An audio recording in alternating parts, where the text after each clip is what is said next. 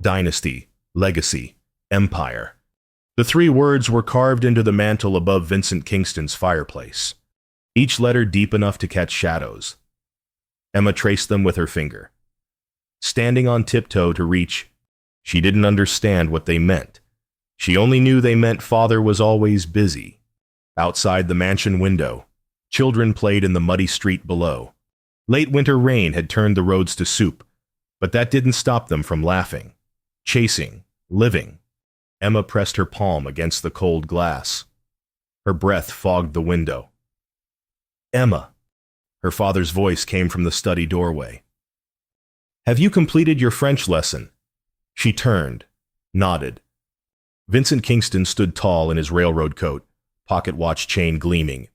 Behind him, three men in dark suits gathered around maps spread across his desk. Investors. Always investors. And penmanship. Yes, Papa. He patted her head absently, the way he might pat a dog. Then he returned to his maps, to his contracts, to the railroad lines that consumed every waking hour. The study door closed with a soft click. Emma wandered through the mansion. The ballroom stood empty, chandelier draped in cloth. The library shelves held books no one read. Her footsteps echoed in the nursery designed for siblings who never came. Mama had died when Emma was 2. She barely remembered warmth. She returned to the hallway outside Father's study and sat against the wall. Light showed under the door. Inside, men's voices rose and fell like distant thunder. She picked at her shoe button and waited. Sometimes Father noticed her waiting. Sometimes, the northern expansion will triple our holdings by summer. Father's voice carried through the heavy wood. My daughter will inherit an empire that spans this territory. The Kingston name will endure for generations. Emma mouthed the word endure. It sounded cold. Cold as the marble floors. Cold as the winter rain. Cold as the empty rooms stretching in every direction. She pulled her knees to her chest. The grandfather clock in the hall ticked away the afternoon. 1 hour. 2. The light under the door never dimmed. Father never emerged. When the housekeeper finally found her at supper time, Emma's legs had gone numb from sitting. Mrs. Chen helped her stand, brushed off her dress, asked gently if she'd eaten lunch. Emma couldn't remember. Come along, dear. Your father has evening meetings. You'll take supper in the nursery. Emma glanced back at the study door. Can I say good night first? Mrs. Chen's expression softened with pity. Best not to disturb him when he's working. Sweet girl. That night, Emma ate alone at the small nursery table. Through the window, she could see the lights of town twinkling in the distance. Other families gathering for dinner, other children hearing about their parents' days, other homes filled with voices instead of silence. She climbed into bed and pulled her rag doll close. The porcelain dolls Father had bought sat pristine on their shelf, faces blank and perfect. She preferred the cloth doll, worn soft from holding. What's endure mean? She whispered to the empty room. No one answered. Downstairs, Father's voice rose as he outlined expansion plans. The words drifted up through the floorboards: Dynasty, legacy, empire. The same 3 words, over and over, like a spell he was trying to cast. Emma closed her eyes and pretended Mama was singing, but she couldn't remember the tune anymore. Charlotte Fairweather arrived on a Tuesday morning with rain dripping from her bonnet. She stood in the mansion's grand foyer, carpet bag in hand, taking measure of everything. The marble, the chandelier, the echoing silence. Vincent Kingston descended the stairs, pocket watch already in hand. Mrs. Fairweather, your references were exemplary. Thank you, Mr. Kingston. Charlotte was 42. Widow's black traded for practical gray. Her spine was straight, her gaze steady. My daughter requires instruction in French, mathematics, deportment, and music. I've arranged tutors for Latin and history. Vincent gestured toward the east wing. Your quarters adjoin the nursery. Meals are at 7, noon, and 6. Emma is expected to maintain the standards befitting her station. Charlotte nodded slowly. May I meet her She's in the music room, practice hour. Vincent checked his watch. I have a 9 o'clock meeting at the depot. Mrs. Chen will orient you to the household. He was halfway to the door before adding, Emma's future requires careful preparation. I trust you understand the responsibility? Of course, Charlotte said to his retreating back. She found Emma in the music room 20 minutes later. The child sat at a grand piano, back rigid, fingers moving through scales with mechanical precision. No music in it, just duty. Charlotte waited until the exercise finished. That was very technical. Emma, startled, turned. I practice an hour every day. Papa says accomplished ladies play piano. Do you enjoy it? The question seemed to confuse her. Emma's brow furrowed. Papa says, I heard what your papa says. Charlotte moved closer, gently closed the piano lid. I asked what you enjoy. Emma stared at her hands. I don't know. The answer broke Charlotte's heart, though she didn't let it show. She smiled instead. Well, perhaps we can find out together. Over the next 3 days. Charlotte observed everything. Emma took breakfast alone in the nursery while Vincent left before dawn for the railroad office. Tutors arrived at scheduled intervals, French at 9, mathematics at 10, deportment at 2. Emma moved through the lessons like a small machine, efficient and joyless. Dinners were formal affairs. Father and daughter sat at opposite ends of a table built for 12. Vincent asked about progress. Conjugation improved, posture maintained, penmanship neat. Emma answered, in single words. They ate in silence otherwise. After dinner, Vincent retreated to his study. Emma returned to her room. Charlotte watched from doorways, from windows, from the shadows between gaslit halls. She saw what Vincent could not, a child drowning in luxury but starving for attention. On the 4th day, Charlotte found Vincent reviewing architectural plans in his study. She knocked, waited for permission to enter. Yes, Mrs. Fairweather. I wanted to ask about your hopes for Emma. Vincent looked up, slightly impatient. That she'll be prepared to manage the Kingston holdings with dignity and wisdom. The railroad empire will pass to her eventually. She must be ready. Charlotte folded her hands. And for her happiness? The question clearly puzzled him. Security is happiness. Mrs. Fairweather, I'm building something that will protect her long after I'm gone. Something that will endure. There was that word again. Endure. Charlotte heard it differently than he meant it. She seems quite isolated. Charlotte ventured carefully. She has tutors. She has staff. She has every advantage. Vincent's tone sharpened. Is there a problem with your assignment? No, Mr. Kingston, I simply wondered if she might benefit from more varied activities. Time outdoors. Perhaps social interaction with other children. Emma's education is not recreational. Mrs. Fairweather? Vincent returned to his blueprints. She's being prepared for significant responsibility. Playtime is a luxury we cannot afford. Charlotte recognized dismissal. She curtsied slightly and withdrew. But as she closed the door, she heard him mutter to himself, everything I do is for her. She believed he meant it. That was the tragedy. Charlotte learned Vincent's history from Mrs. Chen over tea in the kitchen. The housekeeper had served the Kingstons for 15 years. She remembered when the house held laughter. Mrs. Kingston Catherine, she died of fever 5 years back. Mrs. Chen poured carefully. Hands weathered from service. Little Emma was barely 2. Mr. Kingston near went mad with grief. How terrible, Charlotte murmured. He threw himself into the railroad after worked dawn to midnight, expanding, building, buying up every line he could. Started talking about legacy, about making sure Emma would never want for anything. Mrs. Chen's eyes were sad. I think he believes if he builds the empire big enough, strong enough, nothing bad can touch her. Like he could control the whole world if he just worked hard enough. Charlotte understood then. Vincent wasn't neglecting Emma. He was trying desperately to protect her the only way he knew how. By building walls of wealth around her, by creating security so complete that loss could never reach her again. Misguided love was still love, but it hurt the same as absence. That evening, Charlotte found Vincent in his study reviewing plans for an even larger mansion. Blueprints sprawled across every surface. The new house would have 20 bedrooms, a conservatory, stables for 30 horses. Impressive, Charlotte said from the doorway. Vincent didn't look up. Emma will need appropriate housing when she takes over the business. Something that reflects Kingston standing. Charlotte moved into the room uninvited.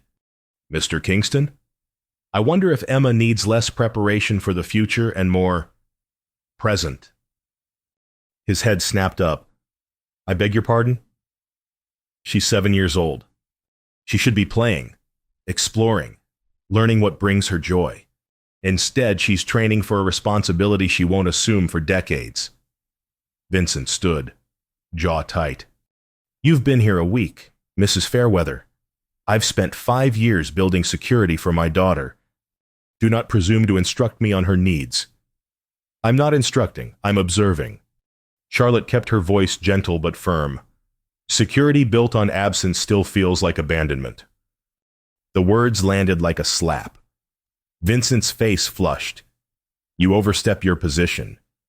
Confine yourself to educational duties. I'll manage the rest. Charlotte curtsied and left. But she'd seen his hands shake slightly as he rolled up the blueprints. Her words had found their mark. That night, for the first time in months, Vincent checked on Emma before bed. He stood in her doorway, watching her sleep.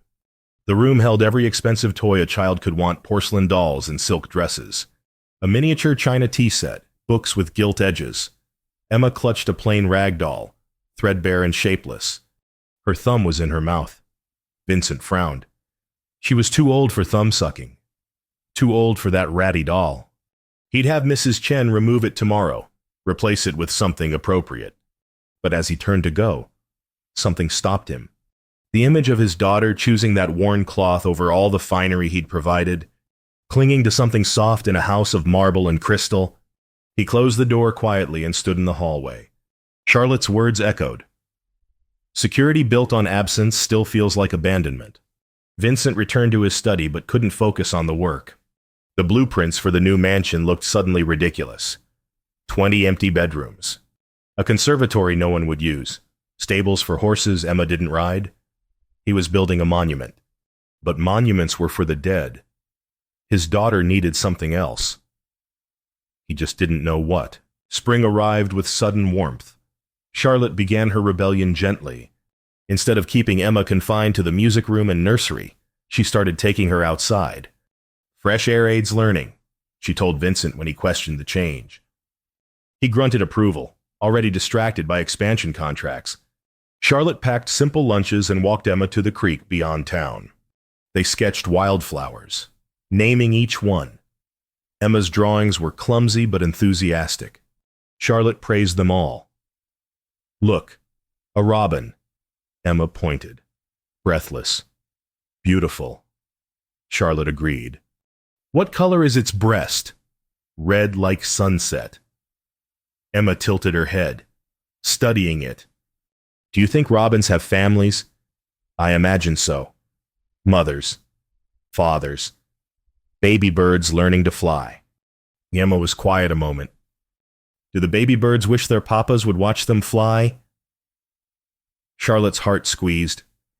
I think all children wish that. They visited a nearby farm where Charlotte paid the farmer's wife to let Emma help feed chickens. Emma shrieked with delight when the hens pecked grain from her palm. Her proper dress got muddy. Her hair came loose from its careful braid. She laughed until her sides hurt. Vincent watched from his office window one afternoon as Charlotte and Emma waded in the creek. His daughter's stockings were soaked, her pinafore grass-stained, and she was laughing. Actually laughing, head thrown back. Joy uncontained. Something twisted in his chest. He couldn't remember the last time he'd heard that sound. That evening at dinner. He noticed other changes. Emma's room, previously pristine, now held wildflower bouquets in jars. Hand-drawn pictures decorated the walls. A bird's nest sat carefully on her dresser. "Emma," he said over the soup course, "your appearance at table should be more composed. You had grass in your hair today." Charlotte spoke before Emma could shrink. "We've been studying botany in the field. Mr. Kingston, quite educational. Education can occur without sacrificing standards." Vincent's tone was firm but not unkind. "Emma represents the Kingston name." "Emma is 7 years old," Charlotte said quietly. "She represents childhood." The words hung between them. Emma looked from her father to her governess. Uncertain. Vincent's jaw tightened. After Emma was dismissed to bed, Vincent summoned Charlotte to his study.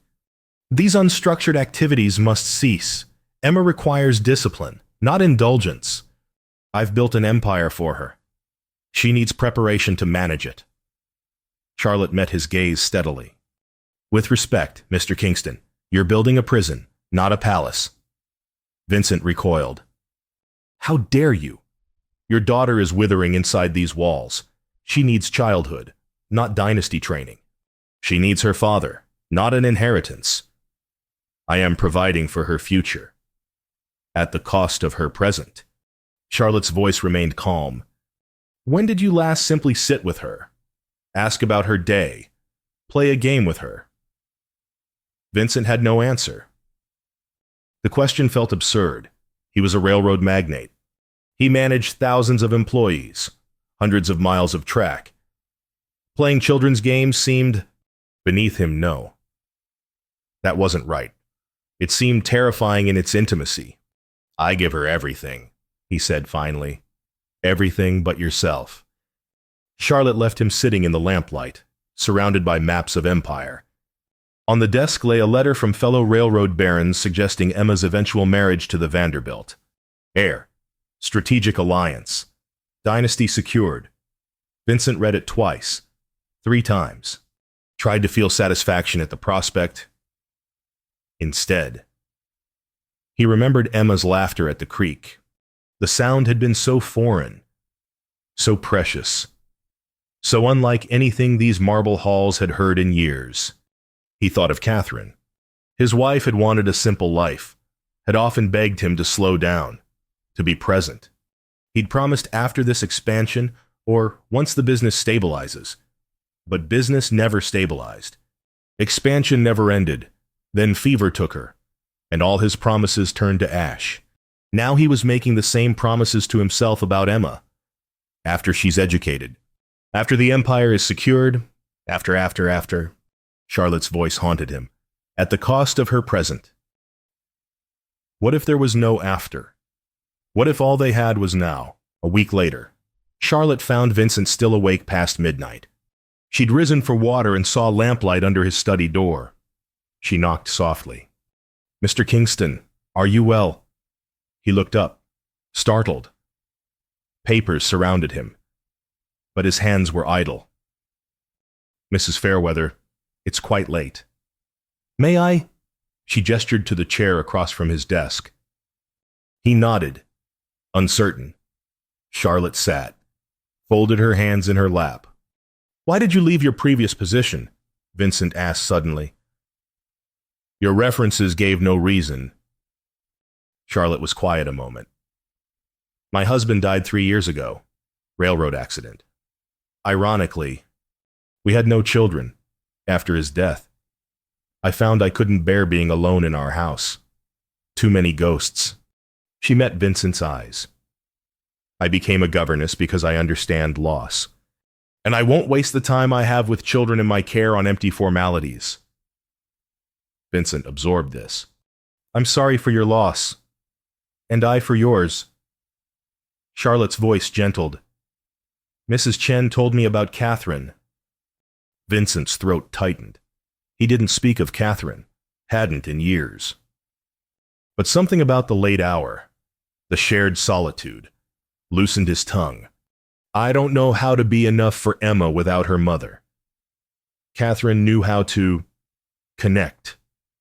how to make Emma laugh, to comfort her, to understand what she needed before she asked. His voice roughened. I only know how to build things, expand things, create security. Emma doesn't need security. Mr. Kingston, she needs her father. I don't know how to be that. The admission cost him. I barely know my own daughter, her favorite color, her favorite story, what makes her happy or sad. I've been so focused on building her future that he trailed off, missed her present. Charlotte finished softly. It's not too late. Isn't it? Vincent gestured to the contracts surrounding him. I've created a machine that requires constant attention. If I step away, everything could collapse. And then what security would she have? Charlotte leaned forward. You're not the railroad, Mr. Kingston. You're Emma's father. That role cannot be delegated or inherited. It requires presence. Not perfection presence? They talked until near dawn. Charlotte shared stories of Emma's small joys, her delight in wildflowers, her gentleness with baby chicks, her curiosity about everything when allowed to explore. Vincent listened, hungry for these details about his daughter's inner life. She asked me yesterday if robins have families. Charlotte said, if baby birds wish their papas would watch them fly. Vincent closed his eyes. The metaphor wasn't subtle. The next morning, Vincent did something unprecedented. He delayed his departure for the office and joined Emma for breakfast. She looked up from her porridge, startled. Papa. Good morning. Emma. He sat across from her, awkward in the small nursery chair. I thought we might talk before I leave. Emma blinked. About my lessons? No, about... Vincent faltered. What did fathers talk to daughters about whatever you'd like? Emma's face transformed with cautious hope. Charlotte and I found a robin's nest yesterday. There are 3 eggs, pale blue. Charlotte says they'll hatch soon. That sounds... Vincent searched for words. Lovely. Would you like to see it? The nest. Vincent thought of the 8 o'clock meeting at the depot. The contracts awaiting signature, the investors expecting his presence. Yes, he heard himself say. I would...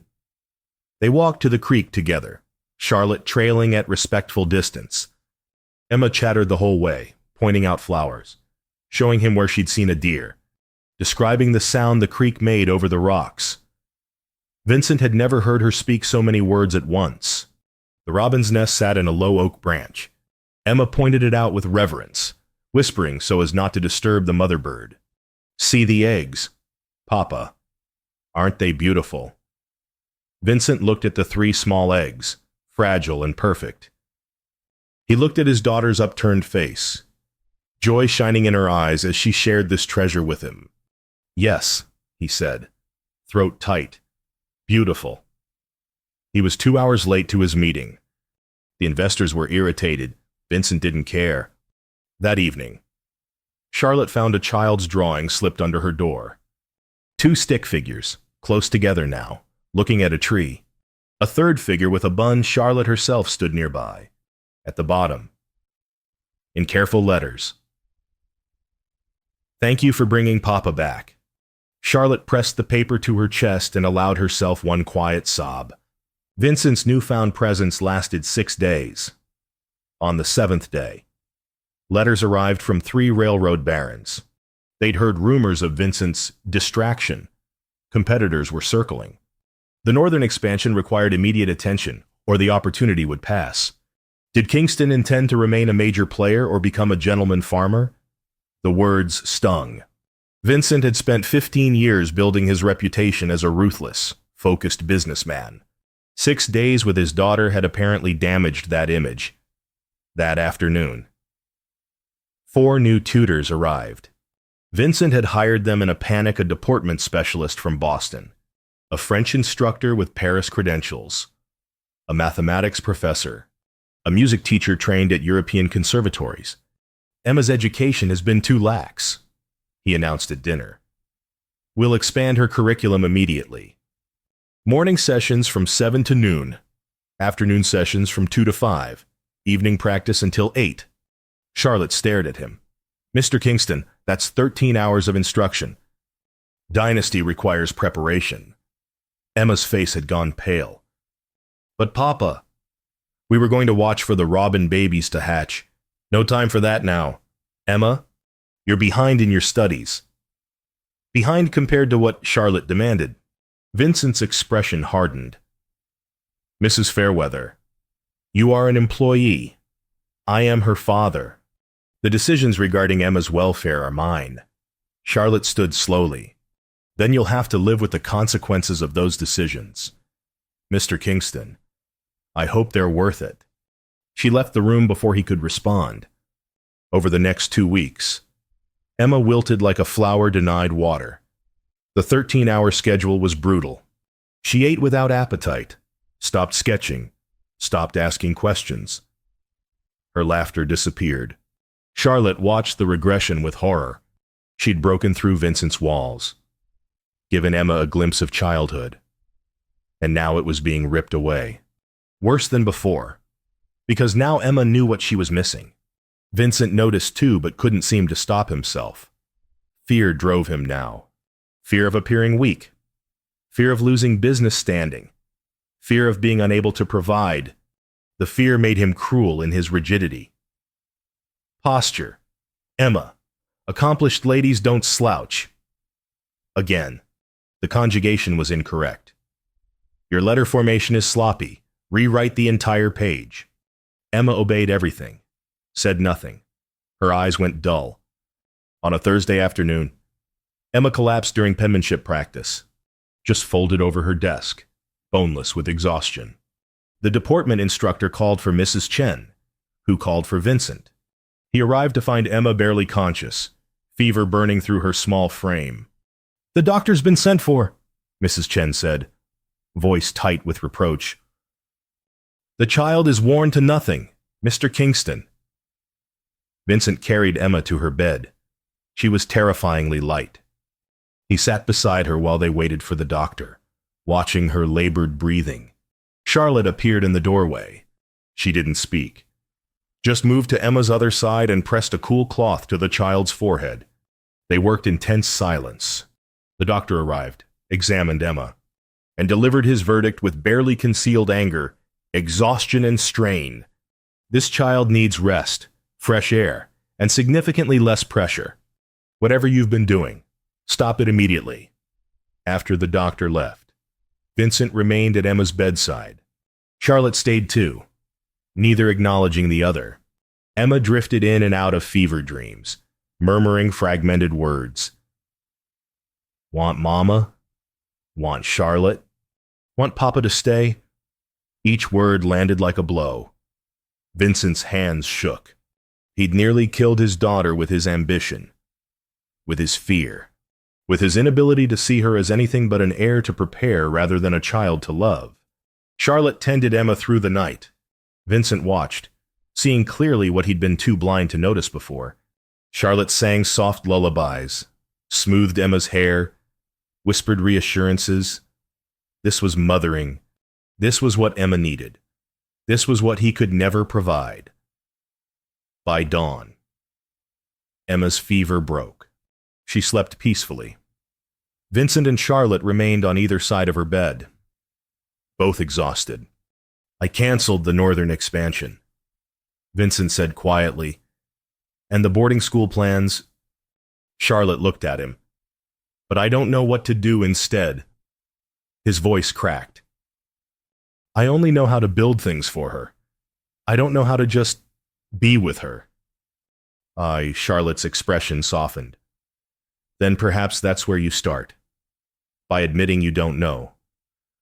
And being willing to learn. Emma stirred, opened her eyes. Papa, I'm here, sweetheart. You stayed. Vincent took her small hand in his. I stayed. But as Emma drifted back to sleep, Vincent knew staying wasn't enough. He'd stayed before, physically present, but emotionally absent.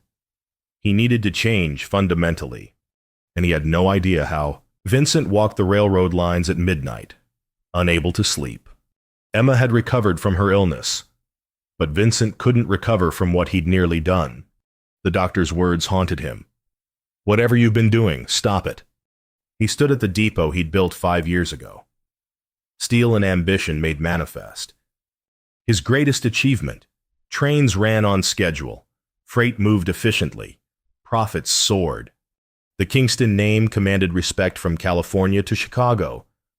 Emma had never seen this depot. If he brought her here, she wouldn't care. She wouldn't understand why it mattered. She'd probably just ask if they could visit the robin's nest afterward. The realization hollowed him out. He'd built an empire for someone who didn't want it. Worse, he'd sacrificed her childhood to prepare her for an inheritance she'd never asked for. He'd repeated every mistake he'd made with Catherine, promising himself later, while now slipped through his fingers. "Mr. Kingston." He turned. Charlotte stood on the platform, shawl wrapped against the night chill. "Mrs. Chen said you'd left the house. I was concerned. I'm fine." But he wasn't. His voice broke on the second word. Charlotte moved closer. "May I tell you something about my husband?" Vincent nodded mutely. "Thomas worked constantly, always building our future. He said, going to give me everything I deserved. Then one day he was just gone, crushed between 2 freight cars he was inspecting." Charlotte's voice remained steady, but her hands trembled. "We never got that future he was building. I have a house full of furniture he bought for someday, accounts full of money we never spent together, and all I want is one more Tuesday afternoon, one more walk through town, one more ordinary moment." She turned to face him fully. "You think you're protecting Emma by building empires, but you're actually teaching her that empires matter more than she does. And one day you'll die. Mr. Kingston, maybe tomorrow, maybe in 40 years, but you'll die. And Emma won't inherit your railroad wealth wishing you'd worked more. She'll spend the rest of her life wishing you'd stayed for breakfast one more time." The words shattered something in Vincent's chest. He sank onto a depot bench, head in his hands. "I don't know how to be a father without building something for her." Charlotte sat beside him. "Then build time with her. Build memories. Build trust. Those are the only things she'll inherit that matter. The business will collapse if I step away. Then let it collapse." Vincent looked up sharply. "You don't understand." "I understand perfectly." Charlotte's voice turned fierce. "You're hiding behind the business because it's easier than vulnerability. It's easier to review contracts than to learn your daughter's favorite story. It's easier to expand railroads than to expand your heart. You're not protecting Emma. You're protecting yourself from the terrifying intimacy of actually knowing her." The truth of it struck like lightning.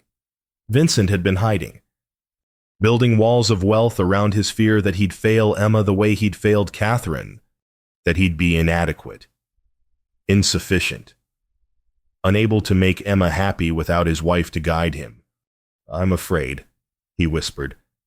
"What if I try and she still doesn't love me? What if I've waited too long? Then you'll have tried, and you'll keep trying." Charlotte's expression gentled. "But Vincent, may I call you Vincent? She already loves you. She's just been waiting for you to love her back loudly enough for her to hear it." They sat in silence as the night sky began to pale. Vincent thought of Emma's drawing 2 figures close together, looking at a tree. She'd already forgiven him. She was just waiting for him to forgive himself. "I need to sell some of the holdings," he said slowly. "Step back from day-to-day operations. Hire managers who can run things without me micromanaging every decision. Yes, the other railroad men will mock me, call me soft, say I've lost my edge. Does that matter more than your daughter?" Vincent met Charlotte's eyes. For the first time in 5 years, the answer was clear. No. Nothing matters more than my daughter. By the time they walked back to the house, dawn was breaking. Vincent felt lighter than he had in years. Terrified, uncertain, but lighter. Emma was still asleep when they arrived. Vincent looked in on her, watched the steady rise and fall of her breathing. She clutched her rag doll close. Charlotte stood beside him. You can do this. Bree, will you help me? I genuinely don't know how to play tea party or braid hair or any of the things fathers should know. Of course I'll help. Vincent turned to her. In the early morning light, Charlotte looked younger, hopeful. Thank you for not giving up on us. I see worth fighting for. Charlotte said simply. That afternoon, Vincent did something unprecedented.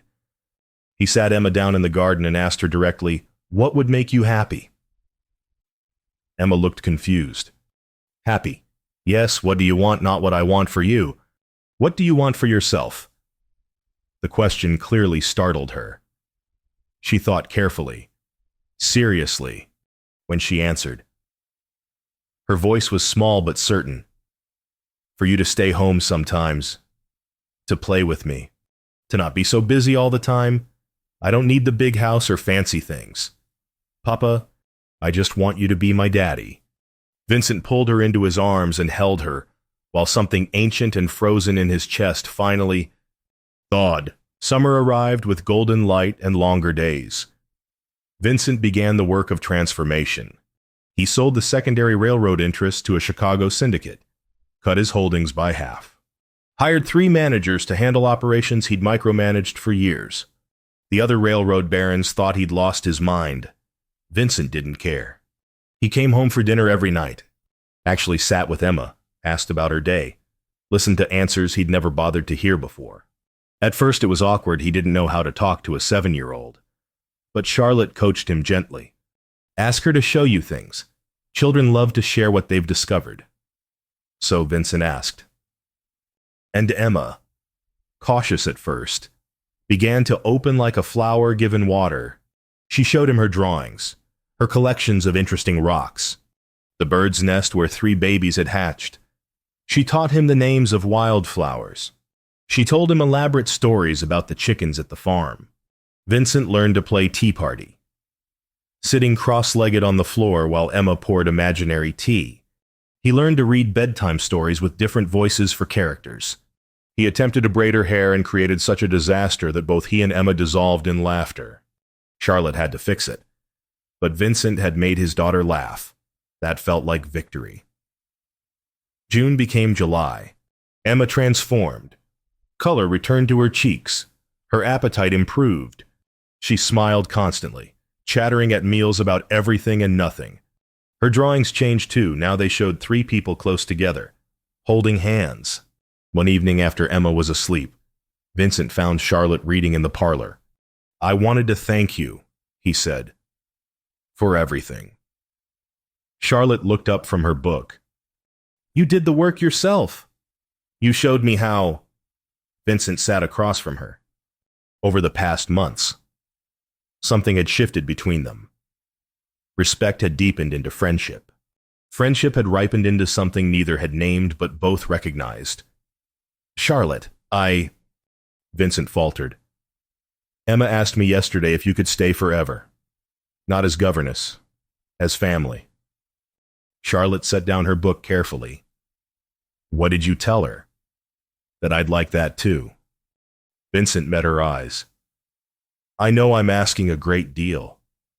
I'm still learning to be a father. Still undoing years of damage. Still figuring out how to be present instead of perfect. But I wonder if you might consider, if we might. Yes, Charlotte said softly. Vincent blinked. I haven't finished asking. You're asking if I'll help you build a family instead of an empire. If I'll stay permanently, not as employee but as partner. If I'll consider marrying you. Charlotte smiled. The answer is yes. Vincent, I've been waiting for you to ask. You have. I fell in love with you the night you walked the depot platforms, wrestling with your fear. When you chose your daughter over your pride. Charlotte crossed to him, took his hand. I've been in love with you since you learned to play tea party, since you tried to braid Emma's hair, since you let yourself be vulnerable enough to admit you didn't know what you were doing. Vincent stood, pulled her close. I still don't know what I'm doing. None of us do. That's the joy of it. They told Emma the next morning over breakfast. She shrieked with delight, threw herself at Charlotte, then at Vincent, then tried to hug both simultaneously. Does this mean Charlotte will be my mama? Charlotte knelt to Emma's level. If you'd like that, I'd be honored. Yes. Emma's joy was incandescent. I wished for a mama and a daddy who stays home and everything came true. But then Emma's expression shifted, became serious. Papa, can I ask you something? Anything, sweetheart. Hey, Charlotte asked me once if I had to choose between a big house and money, but you were always busy. Or a small house, but you were home. I chose you home. Emma looked up at him with solemn eyes. Do you choose me too, for real? The question stopped Vincent's heart. This was the moment. The real climax, not a business decision or a logistics problem. His daughter asking if he'd finally, truly chosen her. Vincent knelt beside Charlotte, took both Emma's hands. I choose you, Emma. I'm sorry I didn't choose you first from the beginning, but I choose you now.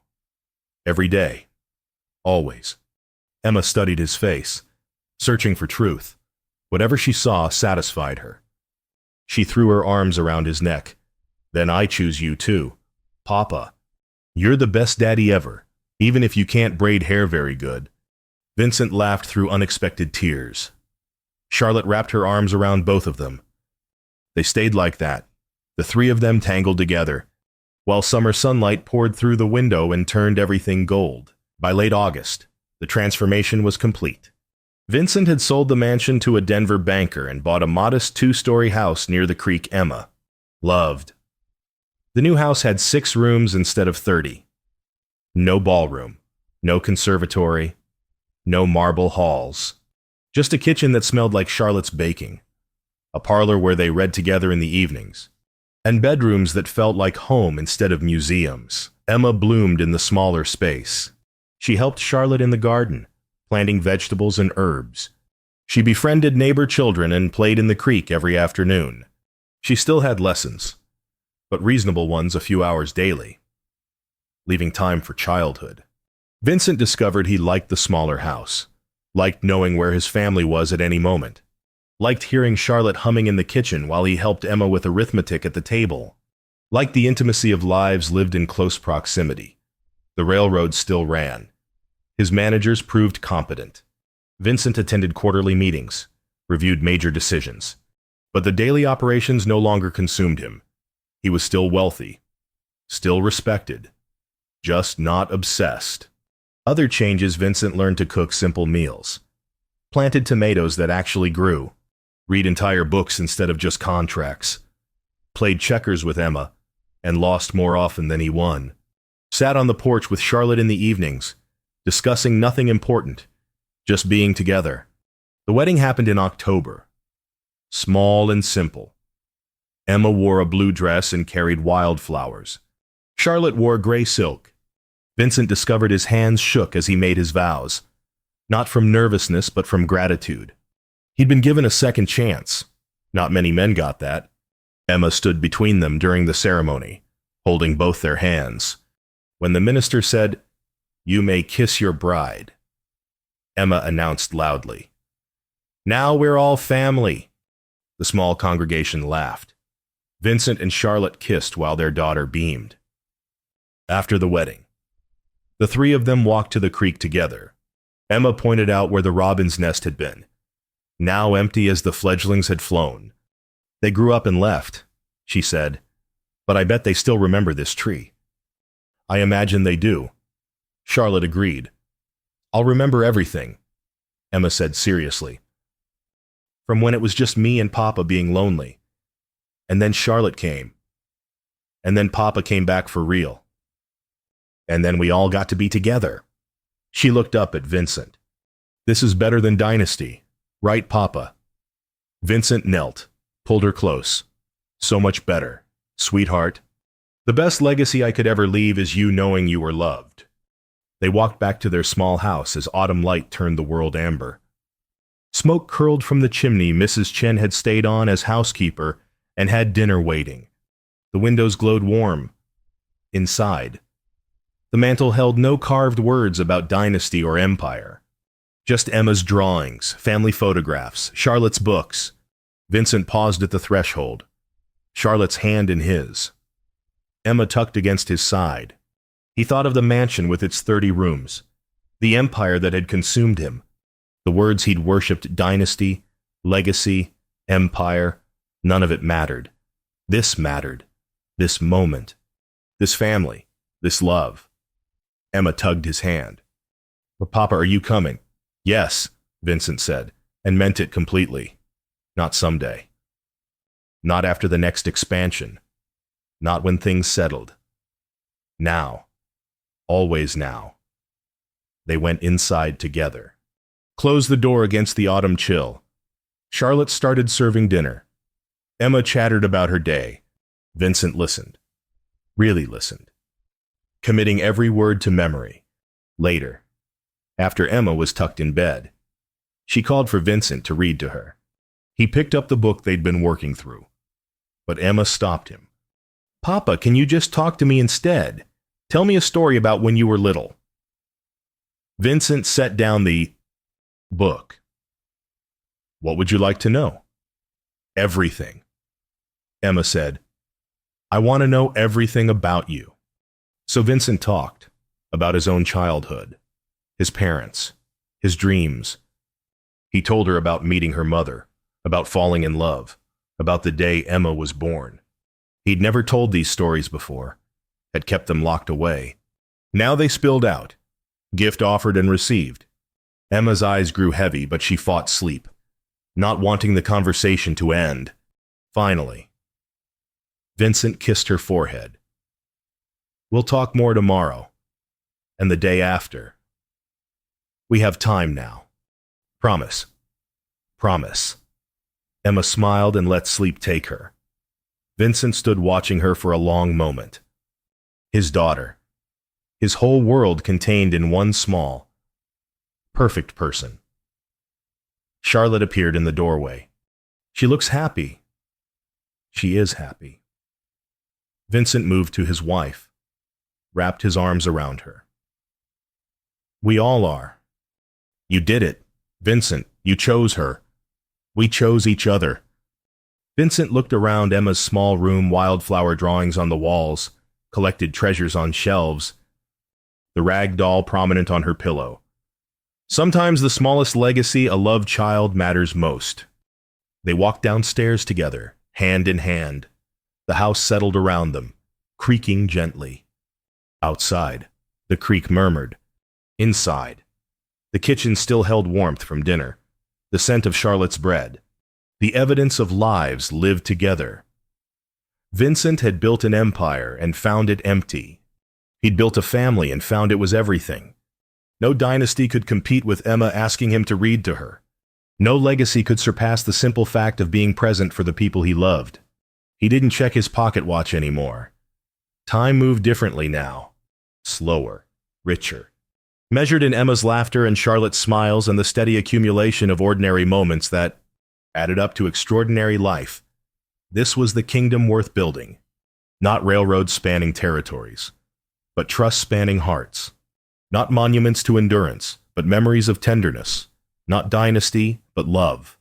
Simple, present, imperfect, real love. And it was enough. More than enough. It was everything.